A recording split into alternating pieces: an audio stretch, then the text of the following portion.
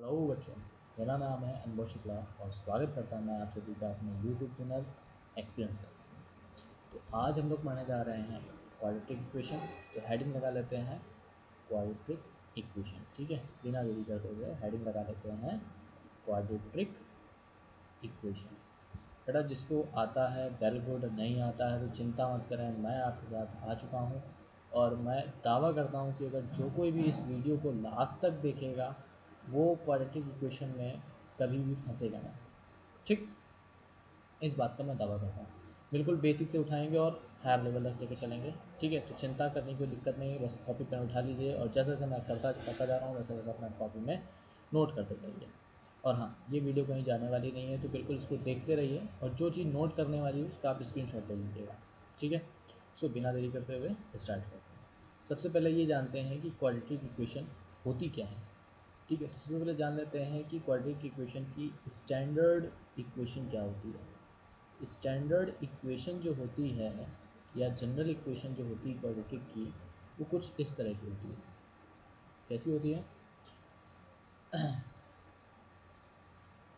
A x square plus B x plus C equals to zero. यहाँ पे ध्यान से देखना कि मैं क्या लिखने वाला हूँ। ये जनरल इक्वेशन या स्टैंडर्ड इक्वेशन होती है क्वाड्रेटिक की, जहाँ पे where where a, b, c belongs to real number and a does not equals to zero. Sir इस चीज़ का मतलब क्या है और इस चीज़ का मतलब क्या है? बेटा कुछ इसका मतलब नहीं है। अगर देखो, अगर a ज़ीरो हो गया, अगर a ज़ीरो हो गया तो फिर ये क्वाड्रेटिक इक्वेशन रह ही नहीं जाएगी, फिर तो ये लीनियर इक्वेशन हो जाएगी। ठीक है ना? ऐसा मैं इसलिए कह रहा हूँ क्योंकि अगर जैसे a is equal to zero हुआ तो ज़ीरो इंटू समथिंग ज़ीरो ही आने वाला है, तो फिर ये टर्म अगर ज़ीरो हो गया तो फिर ये क्वाड्रेटिक इक्वेशन रही जानी नहीं है। इसलिए यहाँ पे इसने कह दिया कि a does not equals to zero होना चाहिए। अब a b c equals belongs to real number, यानी कि जो a है b है, ये कोफिशिएंट जो आप देख रहे हैं एक्स स्क्वायर का कोफिशिएंट, x का कोफिशिएंट और ये तो कांस्टेंट है, ये जो a b c हैं ये आपके रियल नंबर हैं। यानी कि वन हो सकता है, टू हो सकता है, माइनस वन हो सकता है, माइनस वन बाई टू हो सकता है, थ्री बाई टू हो सकता है, एक्सेट्रा कुछ भी हो सकता है। ठीक है, बट ए ज़ीरो नहीं हो सकता है। इतनी बात तो समझ में आ गई। हाँ, बी ज़ीरो हो सकता है, सी ज़ीरो हो सकता है, उससे मुझे कोई दिक्कत नहीं, बट ए ज़ीरो नहीं होगा। ठीक, इतनी बात समझ में आती है? बिल्कुल, बहुत बढ़िया। सर तो हम लोग क्वाड्रेटिक इक्वेशन पढ़ना क्यों चाहते हैं? वहाँ पे जब हमने लीनियर इक्वेशन पढ़ी थी, linear equation in two variable, वहाँ पे एक्स और वाई दो वेरिएबल होते थे, उनकी मैं वेरिएबल्स की वैल्यूज़ निकालता था। वैल्यूज़ बोले तो रूट्स निकालता था, रूट्स या ज़ीरोज़ निकालता था। ऐसे ही हम लोग यहाँ पे भी इसके क्या करने जा रहे हैं, और रूट्स निकालने जा रहे हैं इस इक्वेशन के। तो इसके सर रूट्स कैसे निकालते हैं? पहले इसकी डेफिनेशन लिख लेते हैं कि डेफिनेशन क्या होती है क्वाड्रेटिक इक्वेशन की। कोई पूछेगा नहीं आपसे ये कि डेफिनेशन क्या होती है क्या नहीं होती, बट फॉर्मेलिटीज़ हैं, अदा कर लेते हैं थोड़ी सी। ठीक है, हर कोई पढ़ा रहा है, मैं भी पढ़ा देता हूँ डेफिनेशन। ठीक है, बट हाँ, इसमें थोड़ा सा आपको अलग मिलेगा। ठीक है, तो डेफिनेशन देखते हैं क्या है। An equation which is in the form of which is in the form of a x square plus B x plus c equals to 0 with equals to 0 where a comma b comma c belongs to real number and a does not equals to 0 is known as quadratic equation. Simple. Sir यहाँ तक बहुत अच्छा समझ में आया, आगे बताइए क्या करना है। आगे करना कुछ नहीं, मैं इसके रूट्स निकालने जा रहा हूँ। तो यहाँ पे एक हेडिंग डाल देते हैं, how to find roots of a quadratic equation। ठीक, तो किसी इक्वेशन के क्वाड्रेटिक रूट्स कैसे निकालते हैं पहले वो देख लेते हैं। निकालने के अपने तरीके होते हैं। तो इसके दो तरीके होते हैं। कौन कौन से होते हैं? पहला तरीका तो होता है by factorization method, factorization method and another method होता है, एक मैथमेटिशियन थे श्रीधराचार्य, उन्होंने अपने नाम पे ही जो है फॉर्मूला डेवलप कर दिया और बता दिया कि इससे जो है कोई भी क्वाड्रेटिक इक्वेशन हो उससे इसके रूट्स बड़ी आसानी से निकाले जा सकते हैं। ठीक है, बहुत बढ़िया सर, सब समझ में आया। आगे बताइए करना क्या है अब।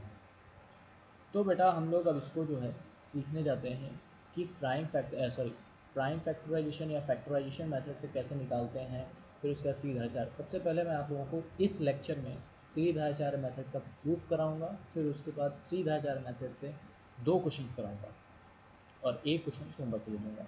ठीक है, तो सबसे पहले ये देखते हैं, फिर उसके बाद अगले लेक्चर में बाई प्राइम फैक्टराइजेशन या फैक्टराइजेशन मेथड से हम लोग देखेंगे रूट्स कैसे निकालते हैं। ठीक है, तो हेडिंग लगा लो श्रीधराचार्य मेथड। ठीक है, तो हेडिंग लगा लो यहाँ पे श्रीधराचार्य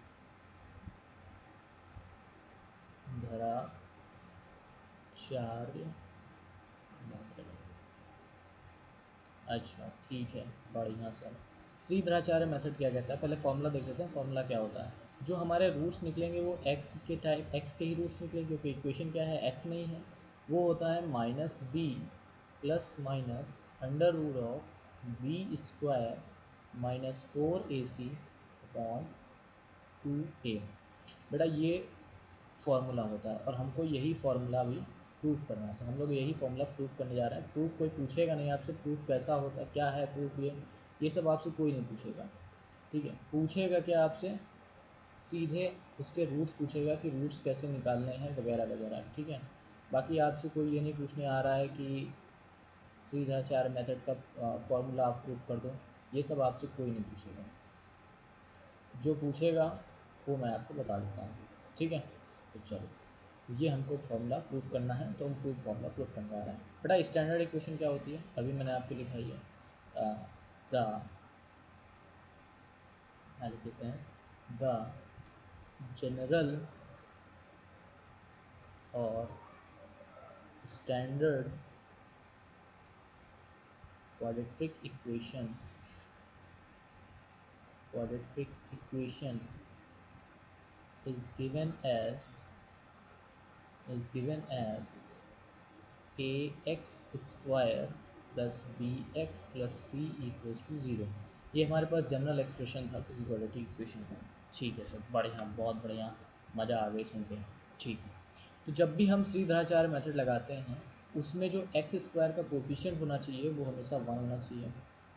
इसको 1 बनाने के लिए हम पूरी इक्वेशन को a से डिवाइड करने जा रहे हैं, इस पूरी इक्वेशन को 1 से डिवाइड करने जा रहे हैं। ठीक है सर, डिवाइड कर दीजिए। चलो डिवाइड कर देते हैं। जब डिवाइड करेंगे तो एक्स स्क्वायर बचेगा, यहाँ बचेगा b upon a x plus c upon a equals to 0, ये बचेगा। सर ठीक, बढ़िया, बहुत बढ़िया, वेरी गुड। चलो अब करना क्या है, यहाँ पे हम परफेक्ट स्क्वायर बनाने जा रहे हैं। क्या बनाने जा रहे हैं, परफेक्ट स्क्वायर। तो परफेक्ट स्क्वायर बनाने के लिए क्या करते हैं, इस बीच वाले टर्म को उठाओ, इस बीच वाले टर्म को उठाओ, यानी कि x का कोफिशिएंट उठाओ। x का कोफिशिएंट उठाने से इसको 2 से डिवाइड कर दो और एक बार इसका स्क्वायर ऐड कर दो, B square upon 4a square हो जाएगा, और एक बार इसका स्क्वायर सब्ट्रैक्ट कर दो, minus b square upon 4a square. Add और सब्ट्रैक्ट करने से इस इक्वेशन में कोई फ़र्क नहीं पड़ेगा, बस हमें जो है एक परफेक्ट स्क्वायर मिल जाएगा। देखो करना कैसे है, ठीक है, करना कैसे वो देखते हैं। X square plus b upon a x plus b square upon 4a square minus b square upon 4a square plus c upon a equals to 0। अब इतना टर्म देखना बेटा, आप इतना टर्म मैं जितना लिख रहा हूँ सिर्फ इतना, ठीक है। तो इतना जो लिखा हुआ है वो ये लिखा हुआ है x plus b upon 2a का होल स्क्वायर। वीडियो को पॉज करके अभी इसको, इस पूरे स्क्वायर ब्रैकेट, इस ब्रैकेट को खोलो, यानी कि a प्लस बी का होल स्क्वायर खोलो और खोल के देखो कि यही आता है कि नहीं आता है। आई होप कर लिया होगा। ठीक है, तो ब्रैकेट खोलने के बाद यही आया। फिर यहाँ पे हमने क्या किया, इस पूरी चीज़ को उधर राइट हैंड साइड ले गया, तो ये हुआ आपका B square upon 4a² minus C upon A. ठीक है, ये हो गया x plus b upon 2a का whole square is equal to, यहाँ पे एलसीएम आया 4a², तो यहाँ बन गया बी स्क्वायर माइनस 4ac। ठीक है, हाँ सर, ठीक है, बढ़िया। अब क्या करेंगे, यहाँ पे हम क्या करने जा रहे हैं, इस स्क्वायर को उधर भेजने जा रहे हैं, यानी कि उधर स्क्वायर रूट हो जाएगा, और जब स्क्वायर रूट में होती है चीज़ तो प्लस माइनस लग जाता है ना। हाँ ठीक है, x plus b upon 2a is equal to plus minus under root of, ये पूरी चीज़ स्क्वायर रूट के अंदर हो जाएगी, B square minus 4ac upon 4a²। अब ये 4a² रूट के बाहर आएगा तो 2a बन जाएगा, x plus b upon 2a is equal to plus minus इस अंडर रूट को इसी में रहने दो, B square minus 4ac upon 2a। ठीक है, हाँ सर, बढ़िया, बहुत बढ़िया। अब क्या करेंगे, इस हमें ये x की वैल्यू चाहिए थी, उसको उधर देख देंगे, x is equal to minus b upon 2a plus minus under root of b square minus 4ac upon 2a। अब क्या करूँगा मैं, यहाँ पे सीधे सीधे एलसीएम ले लूँगा, तो minus b plus minus under root b square minus 4ac upon 2a। हो गया प्रूफ, हो गया प्रूफ कि नहीं हो गया। ये प्रूफ आपसे कोई नहीं पूछेगा, ये प्रूफ आपसे कोई भी नहीं पूछने वाला है, बस केवल इतना जानना है कि ये फॉर्मूला है, ये फॉर्मूला आपको याद रखना है, x equals to minus b plus minus under root b square minus 4ac upon 2a, यही फॉर्मूला होता है, और इस फॉर्मूले का यूज़ करके हम लोगों को अभी इसके रूट्स निकालने हैं। ठीक है, जल्दी से इस फॉर्मूले को 3 बार बोलो, 3 बार बोलो, x equals to minus b plus minus under root b square minus 4ac upon 2a, x equals to minus b plus minus under root b square minus 4ac upon 2a, x equals to minus b plus minus under root b square minus 4ac upon 2a, x equals to minus b square under root b square minus 4ac upon 2a। ठीक है sir, बहुत बढ़िया समझ में आया, बहुत बढ़िया समझ में आया। चलो आगे करते हैं। अच्छा बेटा, ये जो अंदर चीज़ लिखी हुई है बी स्क्वायर माइनस 4ac, इसको बोलते हैं डिस्क्रिमिनेंट। क्या बोलते हैं, डिस्क्रिमिनेंट बोलते हैं। क्या बोलते हैं इसको, डिस्क्रिमिनेंट बोलते हैं। ये जो under root b square minus 4ac लिखा हुआ है, इसको डिस्क्रिमिनेंट बोलते हैं। क्या बोलते हैं, डिस्क्रिमिनेंट बोलते हैं इसको। ठीक है, और इसको कैपिटल डी से डिनोट करते हैं। इसके बेसिस पे जो रूट्स होते हैं वो हमको या तो रियल और डिस्टिंक्ट मिलते हैं। ठीक है, रियल और डिस्टिंक्ट रूट मिलते हैं,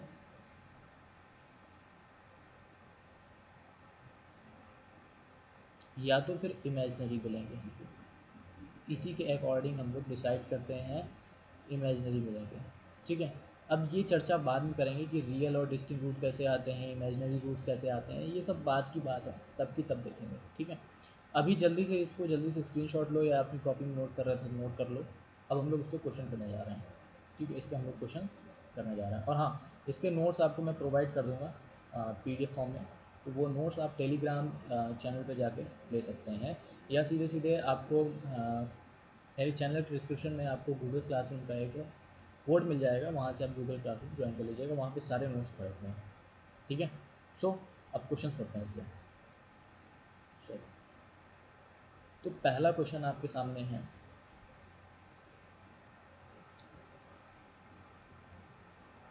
find the roots of the quadratic equation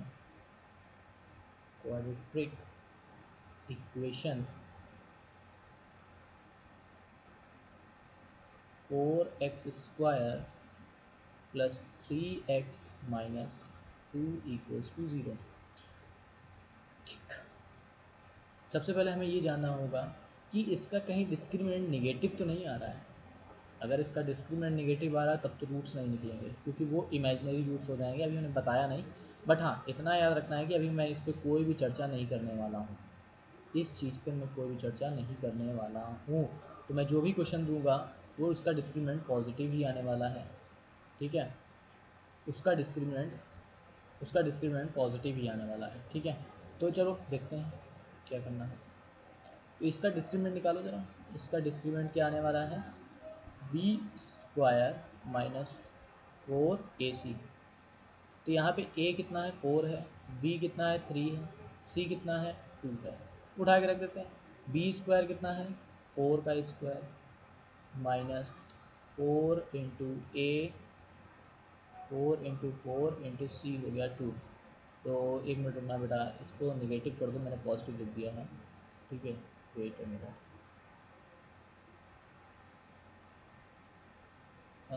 ये इसको निगेटिव करना था, ठीक है, वो निगेटिव पहले ही था, पॉजिटिव हो गया है, ठीक है। तो यहाँ पे हो जाएगा आपका बी स्क्वायर माइनस 4ac। तो ये हो जाएगा आपका 16 plus 4 4 16 two 32, that means it is a 48 which is better than 0, यानी कि डिस्क्रिमिनेंट पॉजिटिव आ रहा है, ठीक।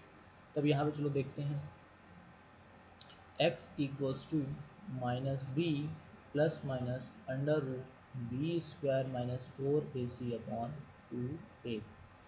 तो b की वैल्यू कितनी थी यहाँ पे, b की वैल्यू थी 3, तो minus 3 plus minus b square minus 4ac अभी हमने निकाला 48 अपॉन 2 इंटू 4।